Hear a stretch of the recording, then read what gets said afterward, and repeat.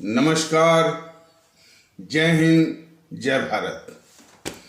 भारतीय अवाम ताकत दल अपने भारतीय भाई बहनों अर्थात अपने देश भारत की जनता अर्थात अपनी भारतीय अवाम से भारतीयता आधारित आपसी श्रद्धा, भारतीयता आधारित आपसी स्नेह, भारतीयता आधारित आपसी प्रेम, भारतीयता आधारित आपसी अखलाक मोहब्बत, भारतीयता आधारित आपसी सहयोग, भारतीयता आधारित आपसी सम्मान, भारतीयता आधारित आपसी एकता, भारतीयता आधारित आपसी भाईचारा तथा भारतीयता आधारित आपसी सद्भाव को समझने व इन्हें आत्मसात करके वैसा ही और उसी अनुसार आचरण एवं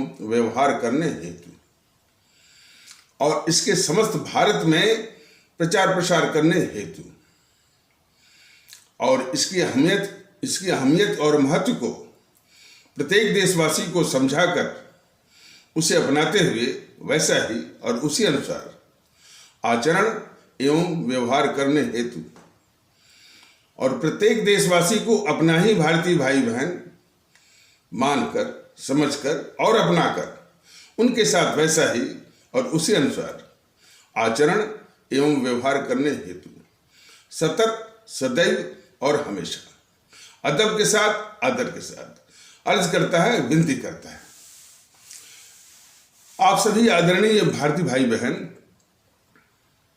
सभी आदरणीय भारतीय अवाम ये देखते होंगे कि भारतीय अवाम ताकत दल जो कि हमारे परम आदरणीय राष्ट्र महानायक, राष्ट्रभक्त शिरोमणि नेताजी सुभाष चंद्र बोस, शहीद आजम भगत सिंह, अमर शहीद चंद्रशेखर आजाद, अमर शहीद अशफाकुल्ला, अमर शहीद खुदीराम बोस, अमर शहीद सुब्रमण्यम भारती, अमर शहीद श्रीमती रानी लक्ष्मीबाई, अमर शहीद श्रीमती रानी चंद्रिमा, अमर शहीद श्रीमती रानी गडिलू इत्यादि इस तरह की सभी राष्ट्रभक्त, देशभक्त, क्रांतिकारी अमर शहीदों की कुर्बानी और शहादत की प्रेरणा के आधार पर इस संगठन का निर्माण हुआ है और भारतीय अवाम ताकत दल अपने सभी आदरणीय भारतीय अवाम से ये नम्र निवेदन करना चाहता है कि हमारे समूचे भारत में इन्हीं अमर शहीदों का, इन्हीं देशभक्तों का और इन्हीं क्रांतिकारियों का माहौल हो और देश में एकता सिर्फ भारतीयता के आधार पर स्थापित हो, भाईचारा सिर्फ भारतीयता के आधार पर स्थापित हो, आपसी सद्भाव सिर्फ भारतीयता के आधार पर स्थापित हो और इसके साथ साथ ये भारतीय अवाम ताकत दल अपने बाबा साहब भीमराव अंबेडकर को इस देश का अमूल्य रत्न का सम्मान देते हुए उनको इस तरह से मानते हुए इन्हीं अमर शहीदों की श्रेणी में रखने का पक्षधर है। हालांकि उन्होंने शारीरिक रूप से कोई इस तरह से अपने प्राण दे करके कोई कुर्बानी और शहादत नहीं दी है, लेकिन जो उन्होंने काम किया है हमारे भारतीय समाज के उस तबके के साथ जिसके साथ हजारों साल तक लगातार उसके साथ अन्याय हुआ है, घोर अन्याय हुआ है, उसका शोषण हुआ है, उसको कई चोटें और घाव लगे हैं। उसके उत्थान के लिए हमारे बाबा साहब भीमराव अंबेडकर जी ने जो अपना जीवन अर्पित किया प्रयास किया वह किसी भी कुर्बानी और शहादत से कम नहीं है। यह स्पष्ट रूप से भारतीय अवाम ताकत दल मानता है। इसलिए जब भी कोई बैनर बनता है भारतीय अवाम ताकत दल का, आप लोग स्पष्ट देखेंगे उसमें हमारे परम आदरणीय राष्ट्र महानायक राष्ट्रभक्त शिरोमणि नेताजी सुभाष चंद्र बोस के बाद शहीद आजम भगत सिंह और उसके बाद तीसरे स्थान पर बाबा साहब की छवि या उनका फोटो वहां पर जो है सम्मानित रहता है। तो इन्हीं महापुरुषों का वातावरण इस मुल्क को आवश्यकता है। ये बार बार भारतीय अवाम ताकत दल इस बात को दोहराता है, अपने आदरणीय भारतीय भाई बहनों से निवेदन भी करता है और उनसे यह सहयोग की अपेक्षा भी करता है कि इस तरह का वातावरण आगे बढ़ाइए, भारतीयता आधारित भाईचारा को आगे बढ़ाइए। इसलिए कि इस देश में जो ये हमारे देश में जो भारत विरोधी और भारतीय समाज को विखंडित करने वाली ताकतें जो है वो आपसी भेद विभेद नफरत का माहौल जो है वो ये बनाने में दिन रात वो सक्रिय हैं। ये टीवी चैनल बेशर्मी से कितनी बार जो है सुप्रीम कोर्ट ने भी इनको प्रताड़ना दी, इनको फटकार लगाई, लेकिन अपनी आदत से ये बाज नहीं जाते हैं। हमेशा जो है ये यानी पांथिक बहसबाज करते हैं, हिंदू सनातन हिंदू सनातन हिंदू सनातन, उधर से इस्लाम इस्लाम। यह बात बराबर भारतीय अवाम ताकत दल स्पष्ट कर चुका है और हमारे सभी आदरणीय भारतीय भाई बहन और हमारी सभी आदरणीय भारतीय अवाम इस बात को अच्छी तरह से समझ ले और ऐसे तत्वों को, ऐसे गिरोहों को, ऐसे संगठनों को आईना भी दिखा दे कि हिंदू सनातन, इस्लाम, ईसाई, सिख, बौद्ध, जैन, पारसी ये धर्म नहीं है, ये धर्म कतई नहीं है। ये रिलीजन हो सकते हैं, मजहब हो सकते हैं और अधिक से अधिक इनको जो सर्वथोचित जो शब्द या अल्फाज जो हो सकता है, ये अलग अलग पंथ हैं और अलग अलग पंथों के अलग अलग विश्वास हैं, लेकिन शक्ति एक ही है, लक्ष्य एक ही है, गंतव्य स्थान एक ही है, वो ईश्वरीय शक्ति। और इनके अलग अलग रास्ते हैं और सभी समान नहीं, सभी पंथ, हिंदू सनातन भी इस्लाम भी। धर्म का इन पंथों से कुछ भी लेना देना नहीं है और धर्म का अर्थ भी होता है कि कर्तव्य, ड्यूटी, फर्ज, ये धर्म है।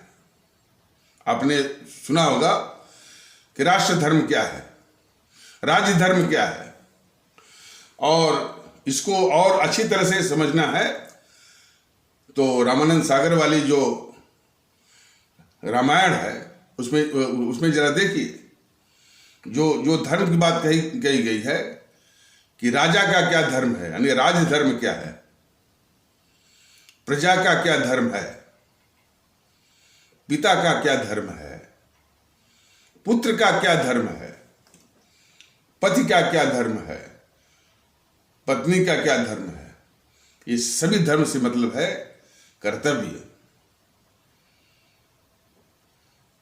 वो ड्यूटी, फर्ज, इनका समुच्चय जो है ये धर्म कहलाता है। तो कभी भी ये जो फर्ज और ड्यूटी की जो अवधारणा को इन पंथों से मत जोड़िए, ये बहुत बड़ी गलती है। ये अलग अलग पंथ हैं और इनके अलग अलग विश्वास हैं और सच्चे अर्थों में ये व्यक्तिगत विश्वास है। कोई हिंदू सनातन को मानता है कोई नहीं मानता है, कोई इस्लाम पंथ को मानता है, कोई नहीं मानता है, तो उनके अलग अलग ये विश्वास है, कोई किसी पर थोप नहीं सकता। लेकिन इस देश में यदि रहना है तो राष्ट्र धर्म को अनिवार्यतः हर एक नागरिक को निभाना पड़ेगा। लेकिन हमारे आदरणीय भारतीय भाई बहन जरा इसको समझें कि भारतीय जनता दल अपने सभी भारतीय भाई बहनों को एक व्यवहारिक और आदर्शमय नागरिक बनाने का पक्षधर है। लेकिन ये विखंडनकारी ताकतें पंथ के नाम पर हिंदू बनाना चाहती हैं, ये मुस्लिम बनाना चाहती हैं, और इस तरह से वो एक पांथिक इकाई के रूप में वो बनाना चाहती हैं। इसलिए ये ताकतें हमारे इस भारतवर्ष की जो कि एक संवैधानिक इकाई है, इसकी घोर शत्रु है।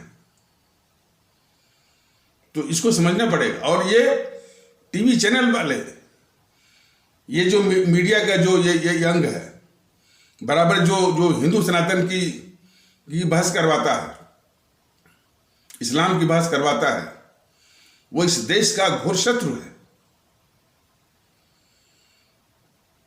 इस देश में जरूरत है कि हमारे जो भारतीय भाई बहन एक नागरिक के रूप में कैसे विकसित हों, उनकी मानसिकता कैसे एक नागरिक के रूप में हो, अपने देश के प्रति क्या फर्ज बनता है, उसकी भावना है, उसकी शिक्षा है, और राष्ट्र के प्रति प्रेम, हमारे अपने जो भारतीय आवाम के प्रति प्रेम, उसके प्रति आदर, और संविधान के प्रति आदर, ये मूल तत्व हैं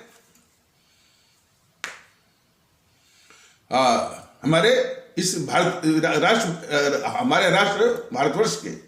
लेकिन ये जो है भारत विरोधी ताकतें जो कि राजनीतिक दलों के वेश में हैं, हमेशा जो है इस देश में जो पांथिक बहस करवाते हैं। और इस देश को आवश्यकता है कि हम एक भारतीय नागरिक के रूप में विकसित हों। ये कहते हैं कि नहीं, आप हिंदू हैं और हिंदू के रूप में आप विकसित होइए।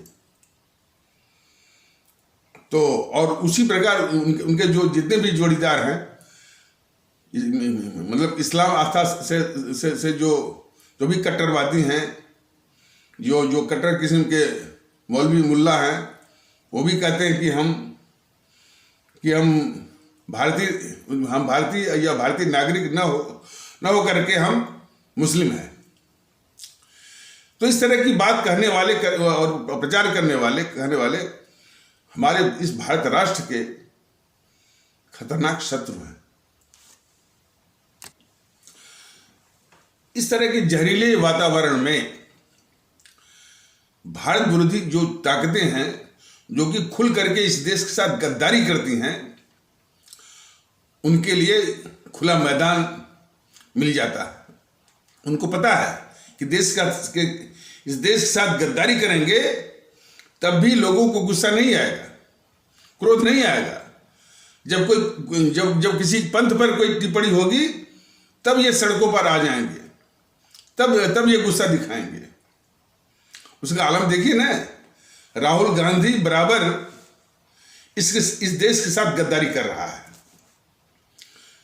आज से 4 साल पहले डोकलाम के मुद्दे पर सीधे जो है दुश्मन चीन के राजदूत से मिल करके भारत की, इस देश की संवेदनशील सूचनाएं, सामरिक महत्व की सूचनाओं का कितना आदान प्रदान किया, यह अभी भी रहस्य बना हुआ है। और यह राष्ट्रवादी मोदी महोदय, हमारे माननीय प्रधानमंत्री और बीजेपी वाले आज तक इसकी जांच कराने तक की भी मंशा नहीं दिखाए कि आखिर ये गद्दार राहुल गांधी डोकलाम के मुद्दे पर जिसमें भारत की अपनी फौज और दुश्मन चीन की फौज लगभग ढाई 3 महीने आमने सामने थी और किसी समय भी युद्ध छिड़ सकता था, इसकी भी संभावना थी। उस दौरान ये गद्दार राहुल गांधी दुश्मन चीन के राजदूत से चोरी छुपे रात के अंधेरे में मिलता है और कौन कौन सी ये हमारे हमारे मुल्क की संवेदनशील और नाजुक और सामरिक महत्व की सूचनाएं इसने आदान प्रदान किया। ये नकली राष्ट्रवादी मोदी महोदय और नकली राष्ट्रवादी बीजेपी वाले आज तक उसकी जांच तक नहीं कराए। और इसी से स्पष्ट होता है, साफ जाहिर होता है कि किस तरह से ये नकली राष्ट्रवादी बीजेपी वाले, नकली राष्ट्रवादी मोदी महोदय इन देश के गद्दारों की रक्षा कर रहे हैं। देश का दुखड़ा ये है, इनकी ये अपने इसी पाप को छुपाने के लिए एक जो है एंटी या हमारे इस्लाम आस्था वाले भारतीय भाई बहनों का जो समाज है उसके विरुद्ध एक मानसिकता पालते हैं और उसी का प्रदर्शन बार बार वो करते रहते हैं किसी रूप में। कभी मुगल काल को जो है आक्रांता बोलेंगे, और जब नाम बदलना भी रहेगा तो ये भारत विरोधी बीजेपी वाले जहां इस्लाम आस्था की हस्तियों का नाम रहेगा उसी को बदलेंगे। और गद्दार जवाहरलाल नेहरू, गद्दार मोहनदास करमचंद गांधी, जिसके विषय में बराबर बताया गया है कि इन सबों ने देश के साथ घोर गद्दारी की है, यानी उन नामों से इनको प्रेम है, उनकी रक्षा करेंगे। अब ये भी हाल में देखिए, क्योंकि मुगल गार्डन ने लिखा था तो मुगल शब्द बदल दिया।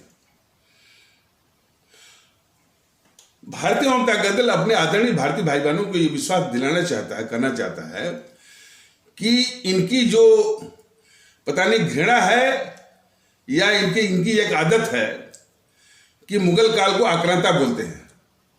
हमने एक कट्टर इस तरह के सोच वाले से मेरी व्यक्तिगत बात हुई, आप लोग यकीन करिए, हमने सीधा उनसे सवाल किया कि आखिर आपको औरंगजेब से इस तरह की नफरत आप क्यों दिखाते हैं? तो उन्होंने कहा कि औरंगजेब ने मंदिर तोड़े। तो मैंने उनसे कहा कि औरंगजेब ने मंदिर तोड़े हैं, उसने मस्जिद भी तोड़ी है, ये पता है कि नहीं आपको? मैंने पूछा कि आपको सिर्फ यही पता है कि उसने मंदिर तोड़ा, लेकिन उसने मस्जिद भी तोड़ी है। और एक चीज उनको और मैंने बताया कि जिस मोदी को आप सिरमौर मानते हैं, ये मोदी महोदय जब गुजरात के मुख्यमंत्री थे तो अहमदाबाद जो गुजरात की राजधानी है, इसमें अतिक्रमण इंक्रोचमेंट को हटाने के लिए मोदी महोदय ने 100 से अधिक मंदिरों को तोड़वाया था। भारतीय जनता दल अच्छा वो तोड़वाया था। तो अवाम की सहूलियत के लिए, अवाम की खिदमत के लिए यदि मंदिर टूटता है या मस्जिद टूटती है या गिरजाघर टूटता है या गुरुद्वारा टूटता है, इसमें कोई बुराई नहीं है। आवाम सर्वोपरि है, उसकी सहूलियत सर्वोपरि है, बशर्ते आपकी मनसा साफ हो। तो मंदिर टूटने के नाम पर आप औरंगजेब से घृणा करें तो क्या इसी आधार पर मोदी जी से भी घृणा आप करेंगे? लेकिन उनकी तो पूजा कर रहे हैं आप। तो फिर उसने कारण दिया कि इसने अपने भाई दारा शिकोह और सूजा वगैरह का कत्ल कर दिया, अपने बाप को कैद कर दिया।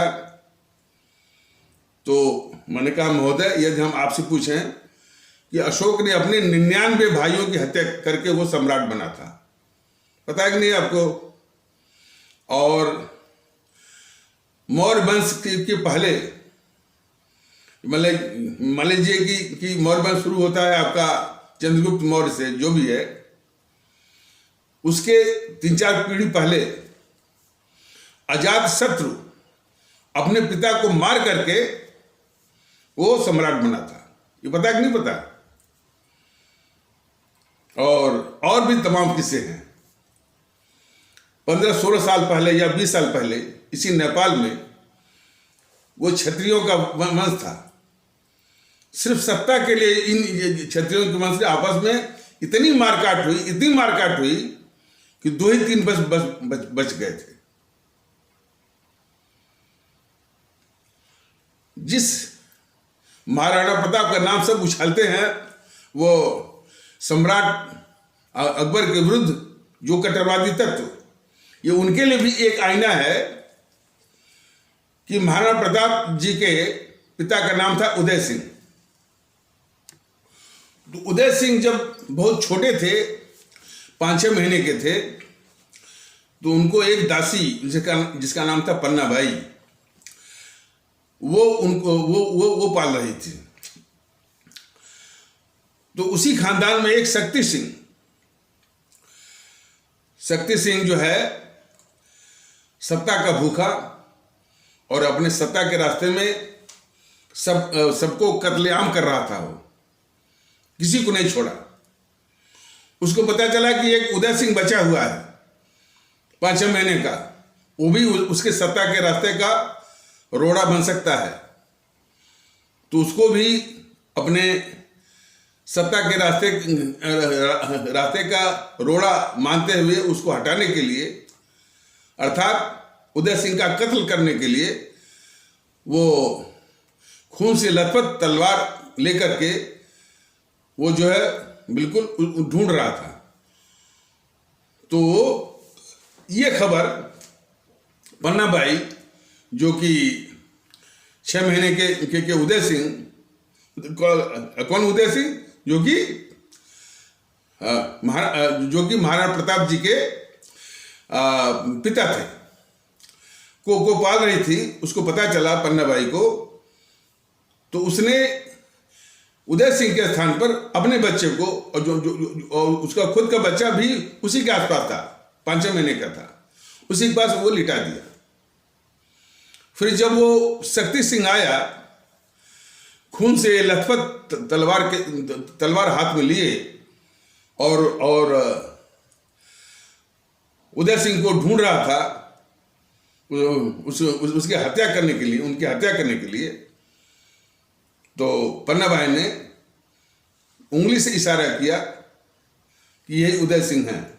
और वहां पर, जबकि वहां पर उसने अपने बच्चे को लिटाया हुआ था सिर्फ उदय सिंह को बचाने के लिए। वो शक्ति सिंह पन्ना बाई के बच्चे को उदय सिंह समझते हुए पन्ना बाई के सामने ही उसके बच्चे के 2 टुकड़े किया उसने। ये पन्ना बाई ने बर्दाश्त किया और पन्ना बाई इतिहास के पन्नों में अमर हो गई। वो गाथा तो गाते हैं, लेकिन सत्ता की इतनी जो भूख है, जो कि 6 महीने उदय सिंह को भी जो है का भी कत्ल करने के लिए, उसके 2 टुकड़े करने के लिए जो आमादा रहती है, इस पर भी जो कट्टरवादी तत्व हैं उनको भी तो बोलना चाहिए।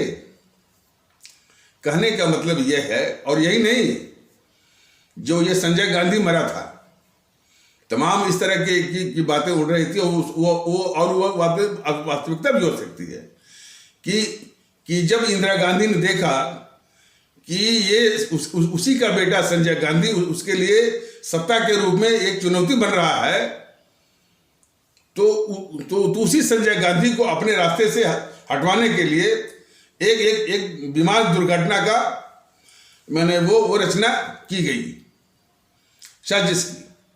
तो इस इंदिरा गांधी ने खुद अपने बेटे संजय गांधी को मरवाया था सिर्फ सत्ता के लिए। कहने का मतलब सत्ता एक ऐसी पिशाचिनी है, जब वो सिर पर सवार हो जाती है तो फिर ये नहीं देखती है कि कौन मेरा बाप है और कौन मेरा बेटा है, कौन मेरा पति है और कौन मेरी पत्नी है, कौन मेरा भाई है, कौन भतीजा है, कुछ नहीं, सिर्फ सत्ता। तो इस तरह की पिशाचनी के लिए किसी तबके विशेष को, वर्ग विशेष को सिंगल आउट करना, सिवाय जो है समाज विरोधी, भारत विरोधी एक मानसिकता है। और उसी समाज विरोधी, भारतीय समाज विरोधी, भारत विरोधी मानसिकता को सीधे सीधे जो है ये भारतीय ताकत दल जो है ये दिखाना चाहता है। और ऐसे विचारधारा को पालने वाले ये हमारे भारतीय समाज के और हमारे यानी भारत के खतरनाक शत्रु हैं। यह भी पहचानने की आवश्यकता है। 26 जनवरी के दिन गणतंत्र दिवस मनाया गया, क्योंकि उसी दिन हमारा संविधान लगा और हमारा देश भारतीय गणतंत्र बन गया। तब भी ये बेहया जरा देखिए कि हिंदू राष्ट्र, सनातन का राष्ट्र की बात चल रही है। इसीलिए तो इसी की प्रतिक्रिया में कुछ दूसरी ओर जो कट्टरवादी तत्व हैं बोलते हैं गजवाए हिंद, दारुल इस्लाम, आबादी बढ़ा करके हम जो है सत्ता पर काबिज होंगे, मंदिर तोड़ देंगे, राम मंदिर तोड़ देंगे, राम मंदिर के स्थान पर जो है फिर वो मस्जिद बनाएंगे। इसी तरह की बातों का जहरीला वातावरण, ये सब समाज विरोधी तत्व जो है और जो कि राजनीतिक दलों के बीच में है, ये कर रहे हैं।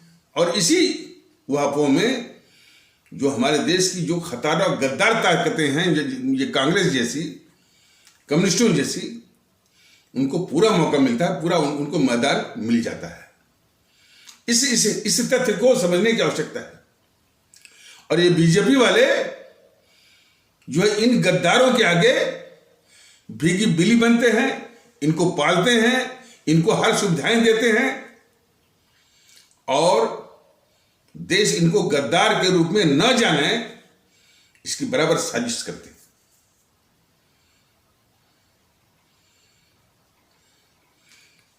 इस पर और प्रकाश डाला जाएगा, लेकिन बीजेपी वालों का पाखंड को उजागर करना बहुत जरूरी है।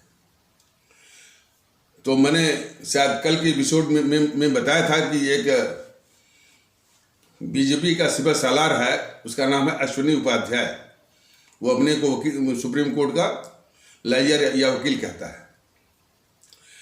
उसने भ्रष्टाचार, अच्छा, और ये बीजेपी वाले कहते हैं रामराज्य आ गया, सुशासन आ गया, जबकि भ्रष्टाचार पूरा व्याप्त है।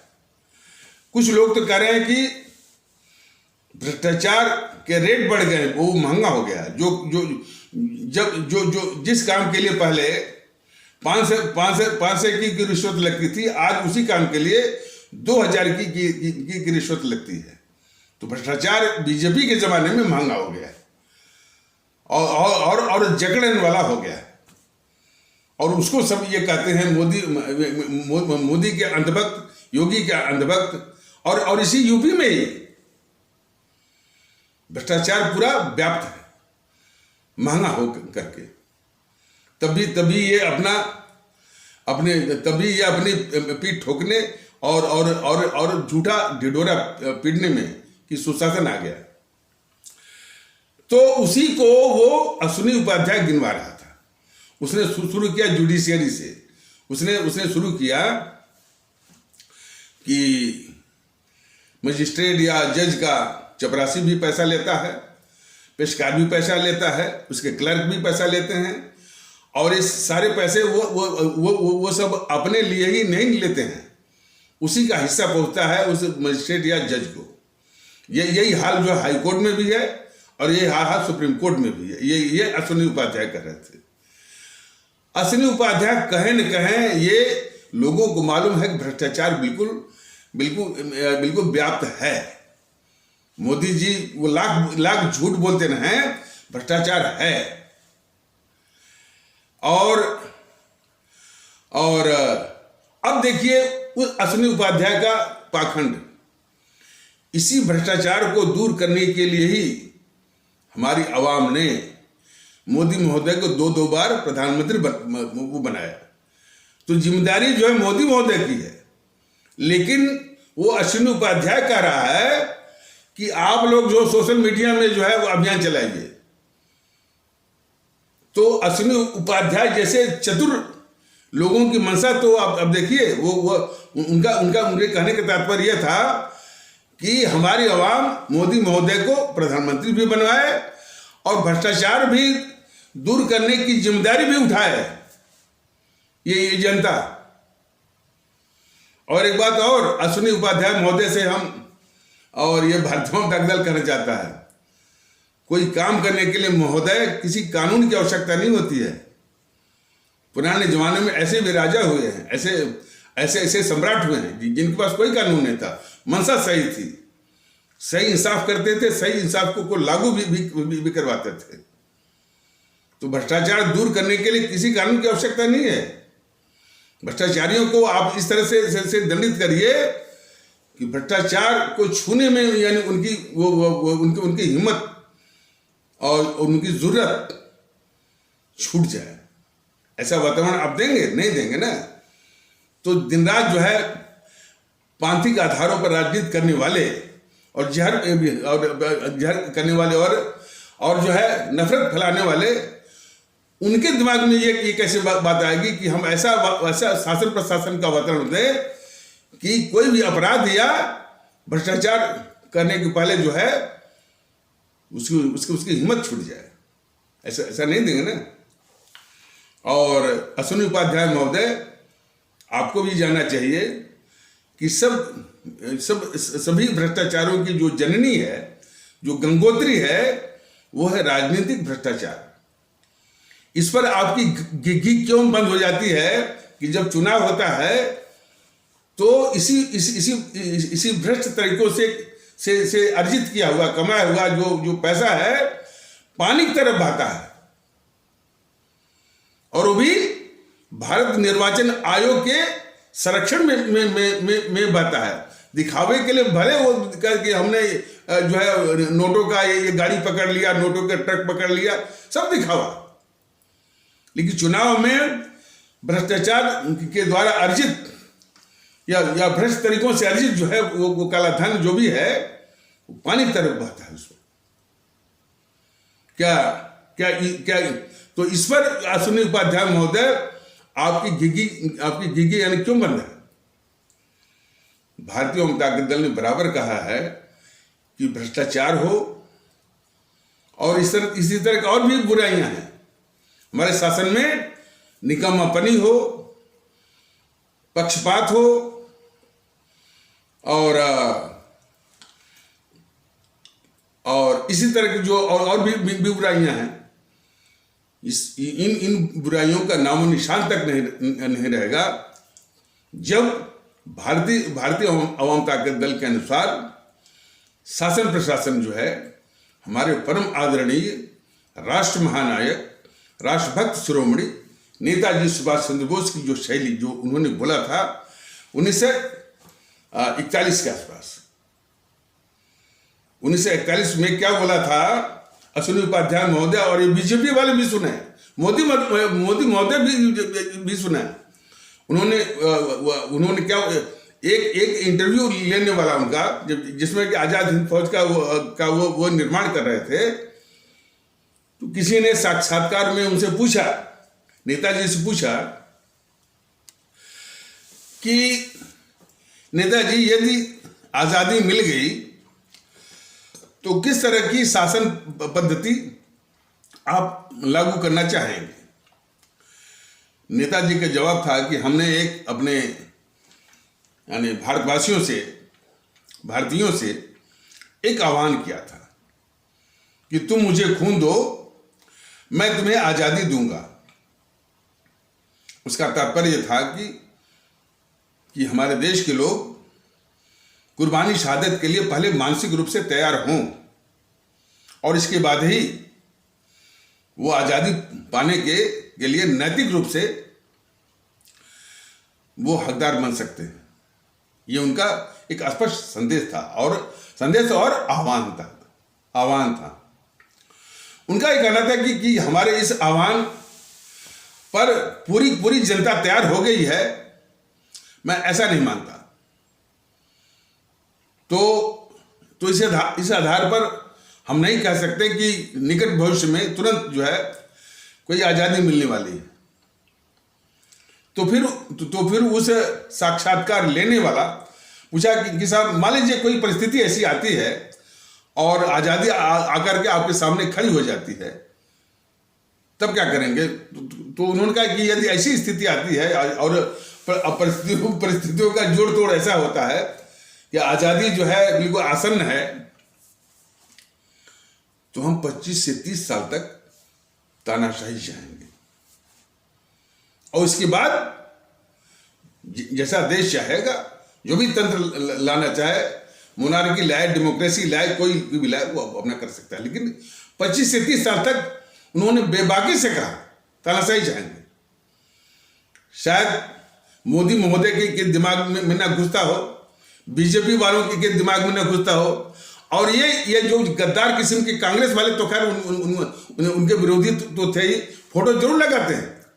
ये कांग्रेसी हमारे सुभाष चंद्र बोस का फोटो जरूर लगाएंगे, लेकिन क्या क्या गद्दारियां की हैं इन कांग्रेसियों ने, खास करके गद्दार मोहनदास करमचंद गांधी और गद्दार जवाहरलाल नेहरू इत्यादि ने और उनकी मंडली ने, यह देश को जानना बहुत जरूरी है।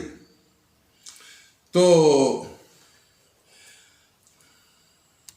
उनके लिए तो सुभाष चंद्र बोस की बातें बिल्कुल बेकार है, लेकिन ये मोदी महोदय की खोपड़ी में घुसे कि न घुसे, बीजेपी वाले उसको महत्व दें कि नहीं दें, लेकिन हमारे सुभाष चंद्र बोस का कहने का मतलब ये था कि सख्ती और अनुशासन के द्वारा हमारे देश में भारतीयता का माहौल लाया जाए और सभी को ये दिमाग में भरा जाए कि आप हिंदू नहीं हैं, आप सिर्फ भारतीय हैं, आप मुस्लिम नहीं हैं, आप सिर्फ भारतीय हैं इस देश में, आप ईसाई नहीं हैं, आप सिर्फ भारतीय हैं, आप सिख नहीं हैं, आप भारतीय हैं। इसी प्रकार और जो प्रांतीय पहचान, आइडेंटिटी पर जो भेद कर रहे हैं, आप पंजाबी नहीं हैं, आप सिर्फ भारतीय हैं, आप बंगाली नहीं हैं, आप सिर्फ भारतीय हैं, आप तमिल नहीं हैं, आप सिर्फ भारतीय हैं, आप मलयाली नहीं, आप सिर्फ भारतीय, आप कन्नड़ नहीं हैं, आप सिर्फ भारतीय हैं, आप तेलुगु नहीं, आप सिर्फ भारतीय हैं। ये भाव 25 से 30 साल तक वो पीट पाट करके भर दिए होते, कोई एक इसका बिल्कुल नामो निशान तक मिट जाता कि कोई कहता कि हम गर्व से हम हिंदू हैं, गर्व से हम मुस्लिम हैं, इस तरह का नामो निशान तक मिट जाता। सब लोग कहते हैं कि हम सिर्फ भारतीय हैं और माने इसको दिखावा करने की जरूरत नहीं है, ये भाव रहता। तो राष्ट्र निर्माण में भारतीयता के आधार पर बहुत सहायक होता। इसीलिए उन्होंने कहा था 25 से 30 साल तक बेबाकी से उन्होंने कहा था तानाशाही चाहिए। और भारतीय जनता दल आज भी उन्हीं की प्रेरणा से, उन्हीं की शैली का वह पूर्ण समर्थक है और उनकी शैली को सप्लीमेंट करने के लिए, उसको और पूरा करने के लिए हमारे जो आदरणीय सम्राट हैं औरंगजेब, जिनका सख्ती और अनुशासन, नियम पालन और कानून पालन एक आदर्श है, उसको भी लागू करना चाहेगा। तो इस वातावरण में न कोई भ्रष्टाचारी बनने की हिम्मत करेगा, न जुर्रत करेगा, न वो पक्षपाती बनने की हिम्मत करेगा, न जुर्रत करेगा, न तो वो निकम्मा बनने की हिम्मत और जुर्रत करेगा। तो ऐसा ये माहौल है शासन प्रशासन का, तो जान लीजिए, सभी को, गरीब से गरीब लोगों को, मजलूम से मजलूम लोगों को, उनको भारतीय नागरिक की इज्जत के साथ उनको खिदमत मिलेगी। शायद ये बीजेपी वालों को और मोदी महोदय की खोपड़ी में घुसे या न घुसे, लेकिन भारतीय जनता दल इस चीज को बता रहा है।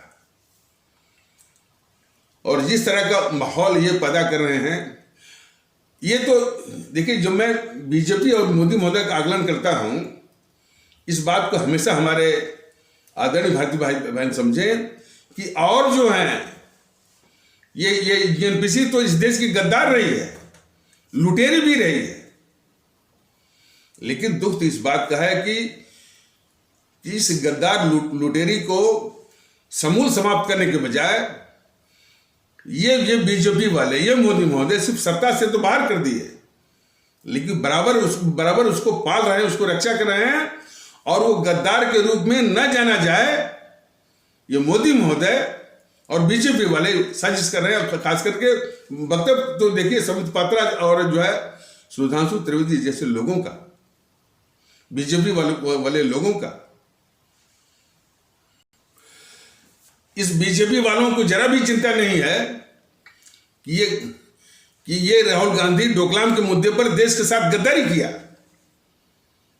इस बीजेपी और वालों और मोदी महोदय को जरा भी चिंता नहीं है कि इसी गद्दार राहुल गांधी ने अपनी सेना के सेना अध्यक्ष को सड़क का गुंडा कहलवाया और दुश्मन पाकिस्तान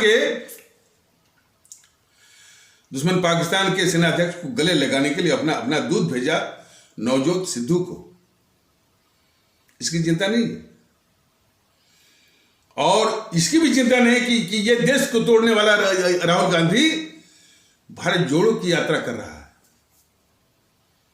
और यही गद्दार राहुल गांधी नेहरू की उन गद्दारियों को धुलने के लिए, जिसके तहत नेहरू ने दुश्मन चीन को मैंने 62 की लड़ाई के माध्यम से 72,000 वर्ग मील जो है दुश्मन चीन के हाथों में सौंप दिया, उसी गद्दारी को। और उसके पहले 1959 में वही गद्दार जवाहरलाल नेहरू चीनी सेना को नेफा, नॉर्थ ईस्टर्न फ्रंटियर एजेंसी, जो आज की तारीख में अरुणाचल प्रदेश, उसमें घुसवा दिया।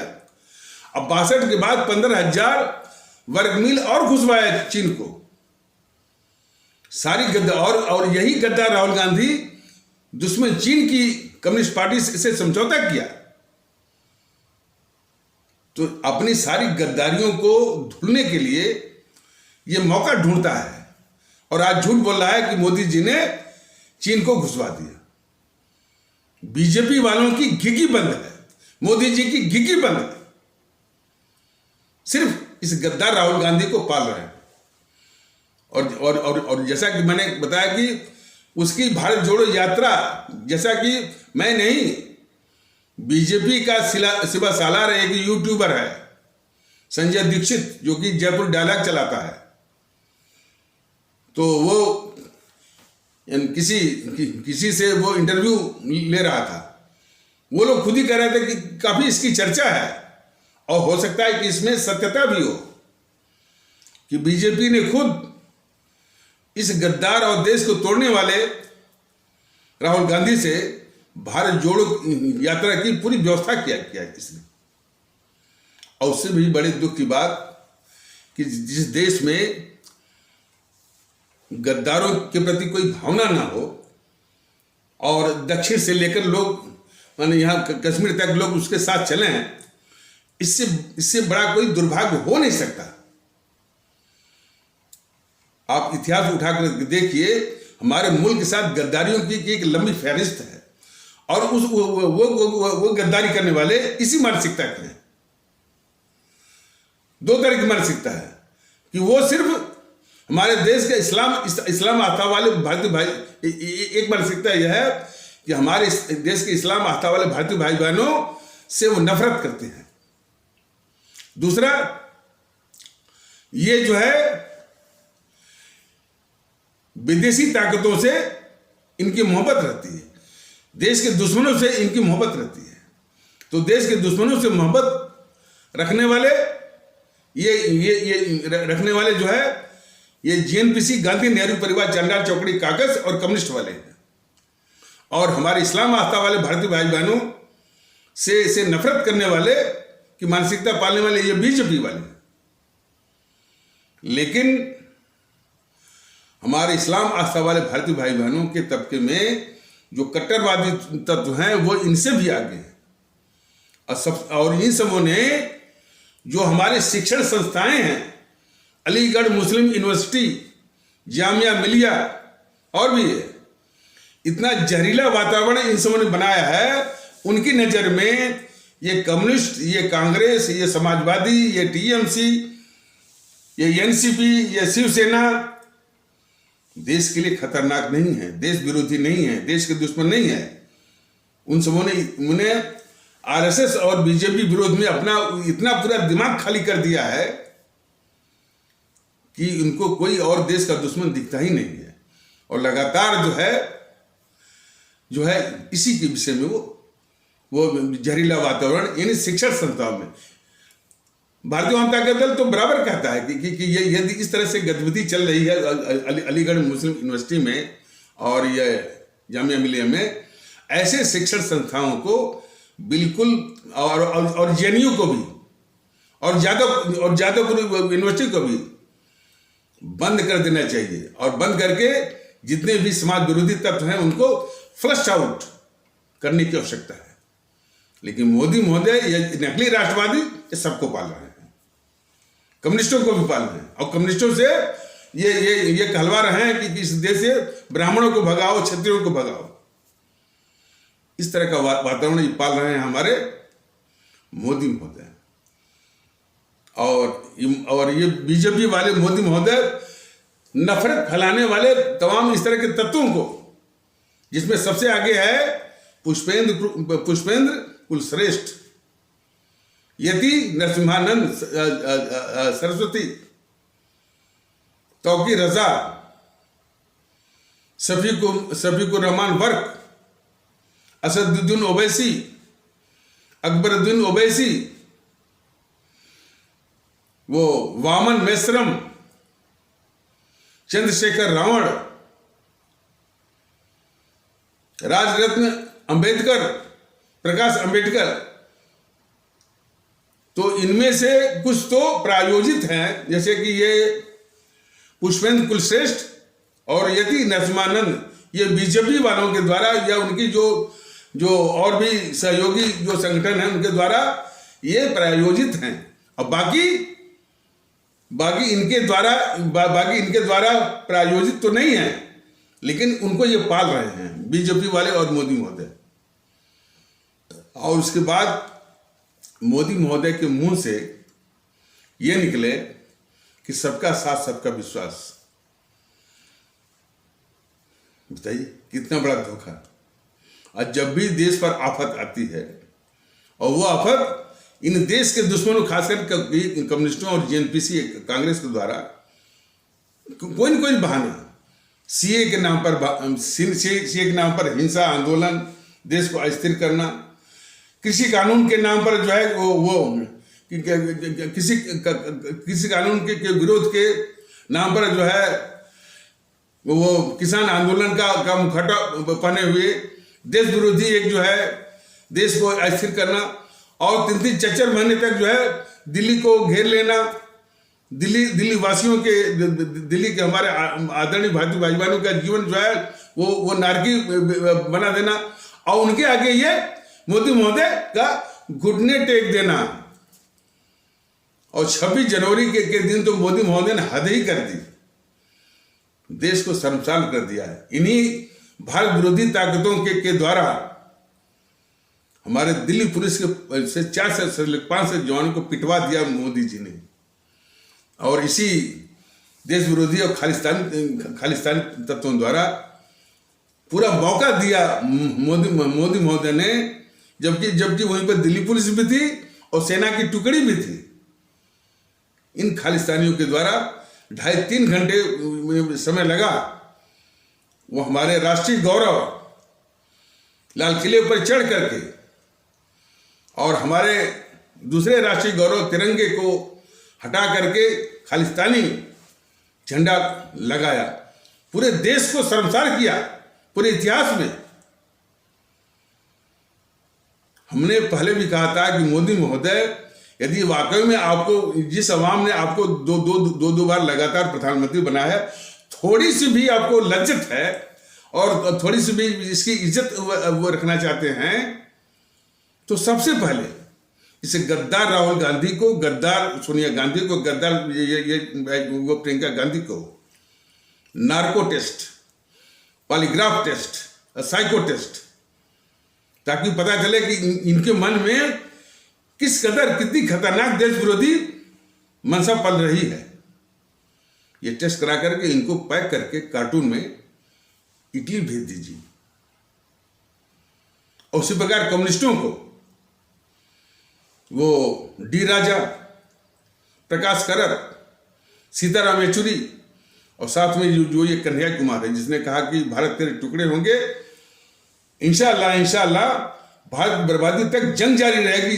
इसका नारा जो है खुलेआम जेएनयू प्रांगण से इसने जो लगवाया था, इसको भी पैक करके बीजिंग भेज दीजिए। अब यकीन मानिए मोदी महोदय, बहुत सुकून आएगा देश में। और इन्हीं के बूते हमारे इस्लाम आस्था वाले भारतीय भाई बहनों से सिर्फ पत्थरबाज भी निकलते हैं, आतंकवादी भी पलते हैं। ये हमेशा पत्थरबाजों, आतंकवादियों के साथ खड़े होते हैं हमेशा। तो इतना तो करिए, लेकिन इतना ये नहीं करेंगे। ये सिर्फ मुगल गार्डन का नाम बदलेंगे, इलाहाबाद का नाम बदलेंगे, फिरोज शाह कोटला का नाम बदलेंगे, बस यही करेंगे। और गद्दार जो जवाहरलाल नेहरू, गद्दार मोहनदास करमचंद गांधी क्या की दिन रात ये पूजा करेंगे। तो बहुत कुछ समझाना है अपने देशवासियों को। और इसीलिए भारतीय जनता दल अपने सभी आदरणीय भारतीय भाई बहनों से निवेदन करता है कि आप इस वीडियो को अधिक से अधिक जो है प्रसारित करिए, इसको शेयर करिए, बेल आइकन की घंटी भी बजाइए और सब्सक्राइब करिए, प्रसारित करिए। यदि आपको उनको ऐसा करने में दिक्कत होती है तो आजकल के बच्चे बड़े जानकार होते हैं, आपके बच्चे, उनसे करवाइए। ये परम राष्ट्रीय कर्तव्य है। तो इन्हीं आवश्यक शब्दों के साथ इस आवश्यक पर चर्चा को यहीं पर विराम दिया जाता है। तब तक के लिए नमस्कार, जय हिंद, जय भारत।